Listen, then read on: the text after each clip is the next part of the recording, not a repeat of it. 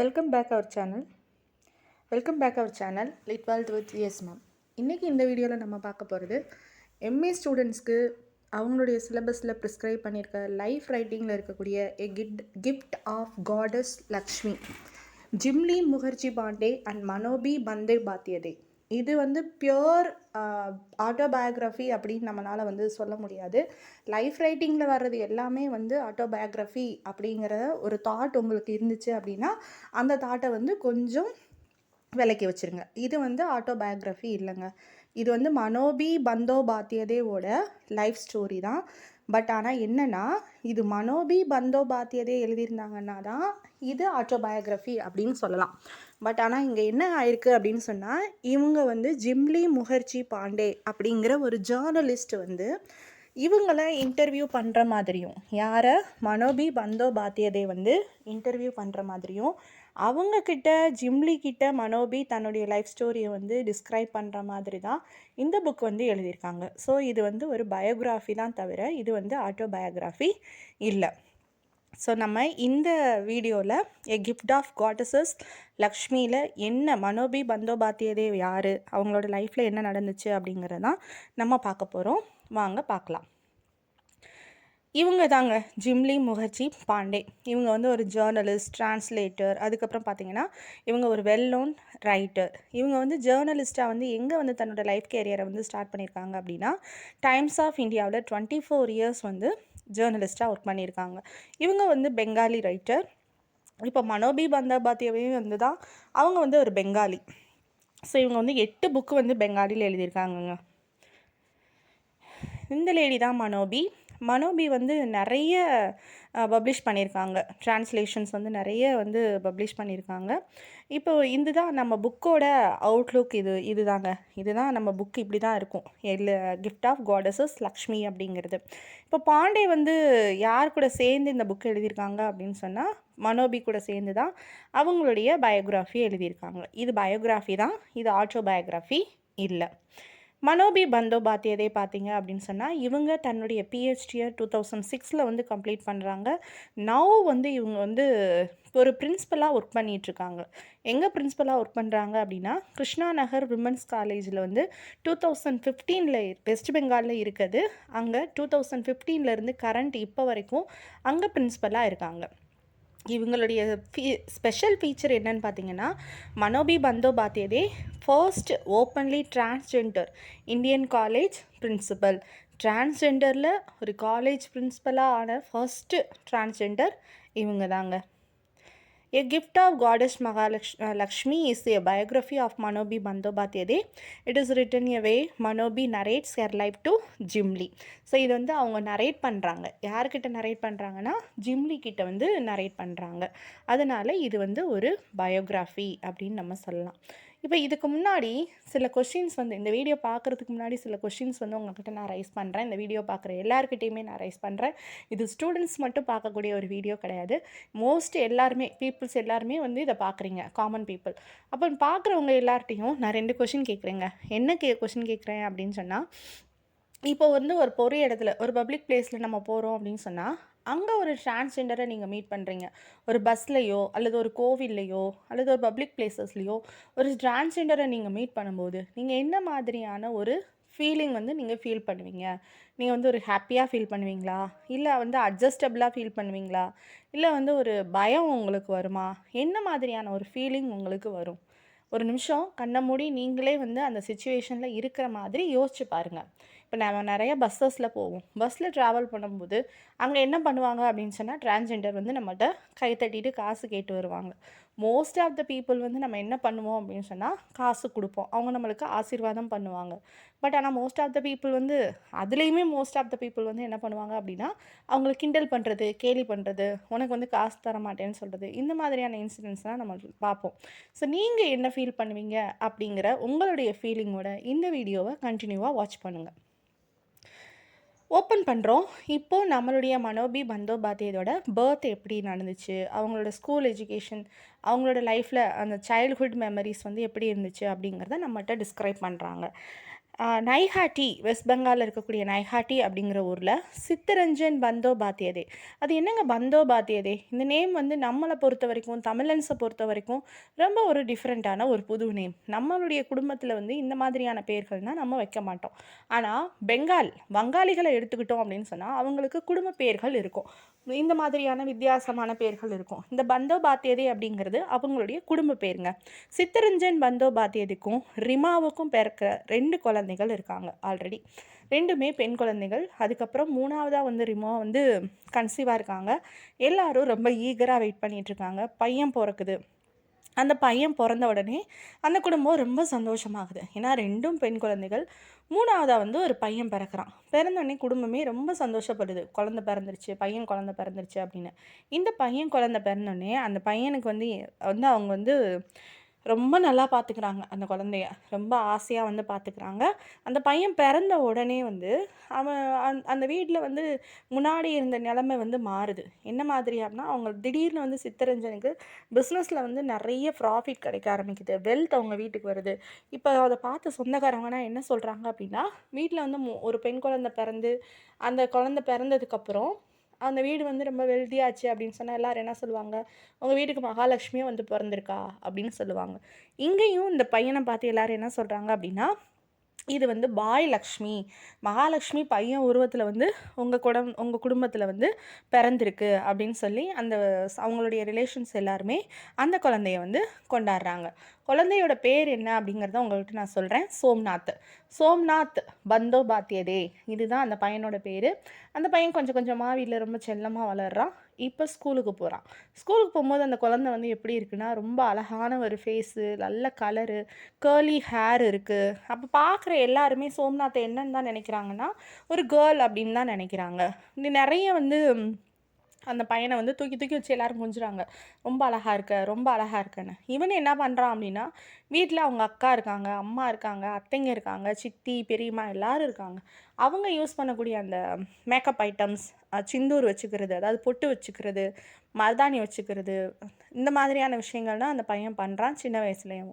ஆனால் இன்னொரு விஷயம் நீங்கள் பார்த்தீங்க அப்படின்னா, ஸ்கூல் எஜுகேஷன்லேயே வந்து இவன் ரொம்ப ஹையராக என்ன பண்ணுறான் அப்படின்னா, மார்க்கெல்லாம் வாங்குகிறான். ஸ்கூல்லேயே வந்து டாப்பராக இருக்கான். பட் ஆனால் அவன் மனசுக்குள்ளே என்ன தோணுது அப்படின்னா, நம்ம வந்து ஒரு பொண்ணு அப்படிங்கிற மாதிரி தான் அவன் மனசுக்குள்ளே தோணிக்கிட்டே இருக்குது. கொஞ்சம் அப்படியே வந்து சைல்ட்ஹுட் மாதிரி இப்போ வந்து ஒரு அடல்ட் ஸ்டேஜுக்கு வந்து அவன் வர்றான்.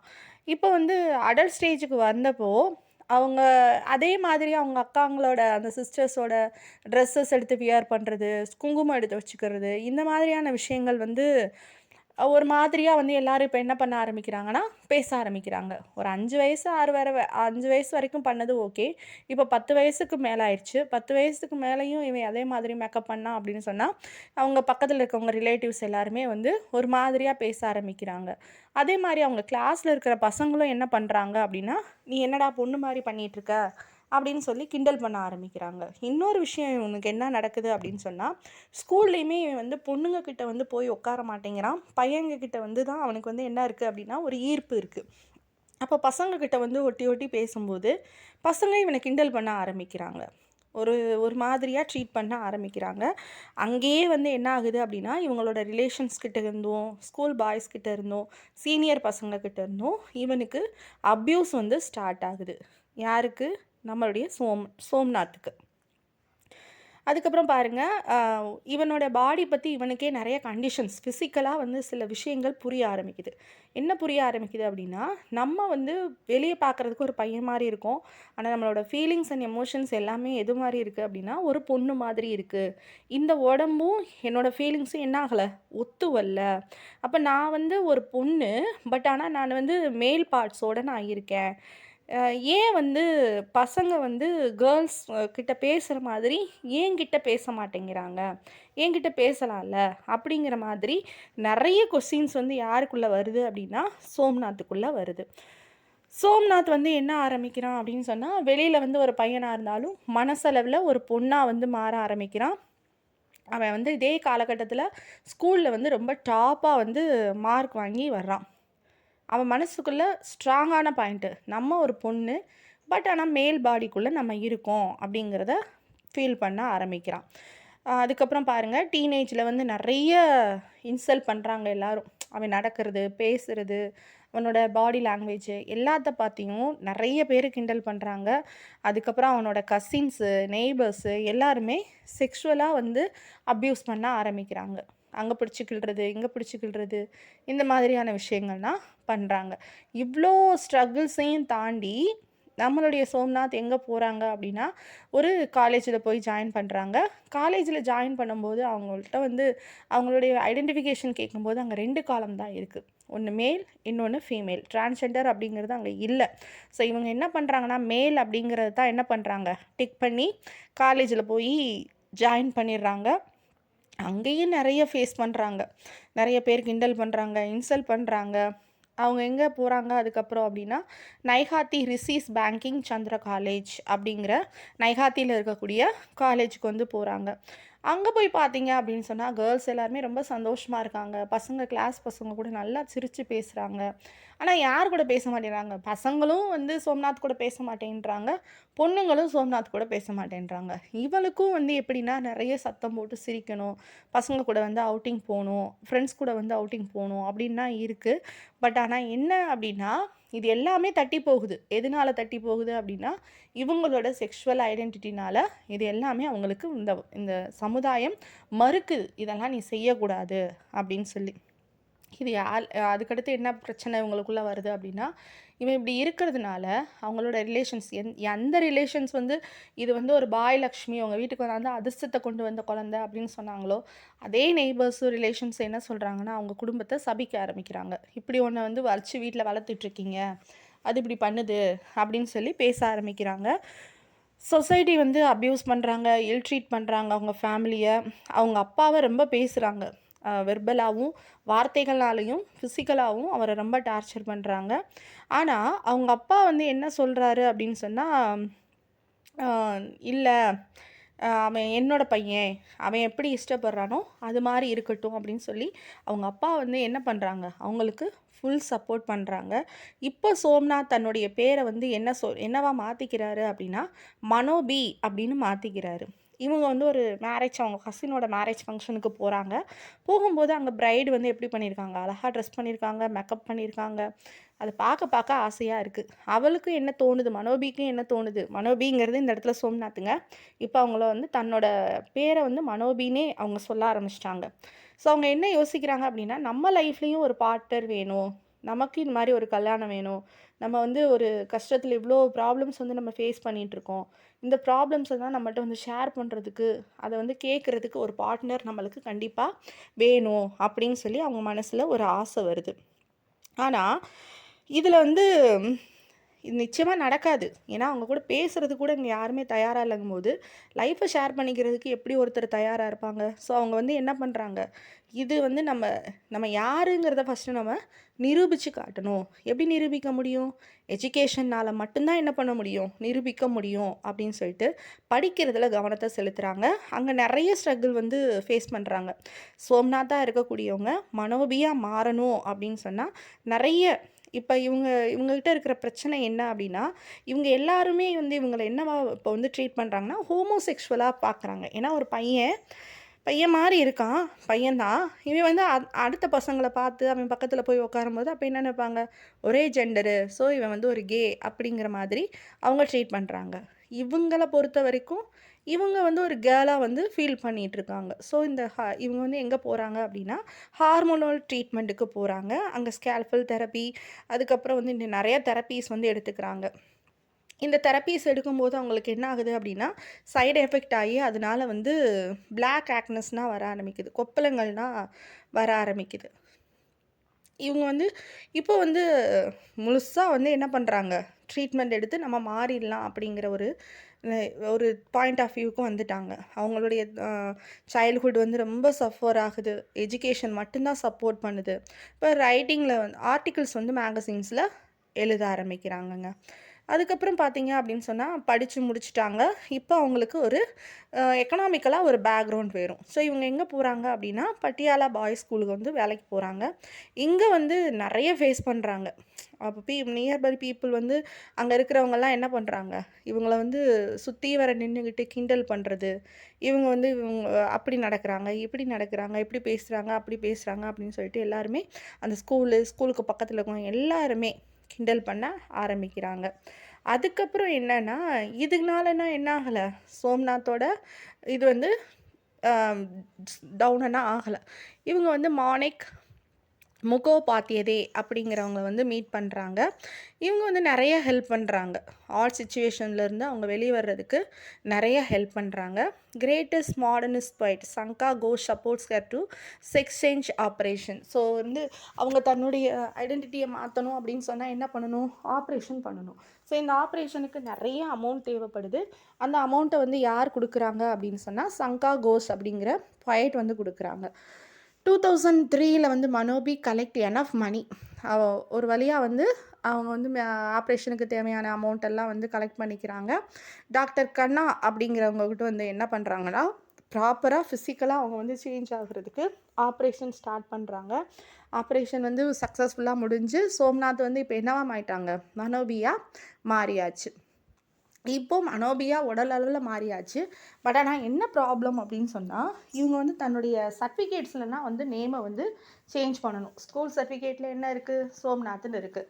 காலேஜ் சர்டிஃபிகேட்டில் என்ன இருக்குது, சோம்நாத்னு இருக்குது. ஸோ இது எல்லாத்தையுமே வந்து அவங்க என்ன பண்ணணும் அப்படின்னு சொன்னால், மனோபி பந்தோபாத்தியதே அப்படிங்கிறது அவங்க வந்து பண்ணணும். அப்போ வந்து இப்போ ஹையர் எஜுகேஷன் டிபார்ட்மெண்ட்டில் போய் என்ன பண்ணுறாங்க அப்படின்னு சொன்னால், இவங்க சேஞ்ச் பண்ணுறதுக்கு நிறைய போராடுறாங்க.